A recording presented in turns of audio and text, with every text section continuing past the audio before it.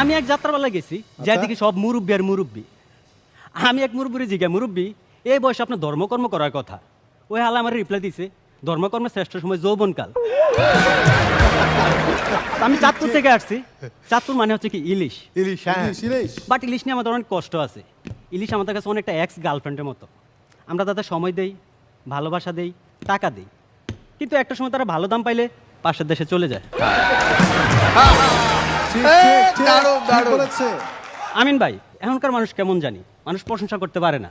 But আমি এরকম না, আমি মানুষের প্রশংসা করি। ওই দিন এক জায়গায় আমিন ভাই সুনাম করে আসছি, ওনার প্রশংসা করে আসছি। ওনার টাকা পয়সা, স্বর্ণ, বাড়ি গাড়ি সব কিছু সুনাম করে আসছি। বলেন তো কোথায়? কোথায়? ইনকাম ট্যাক্স অফিসে।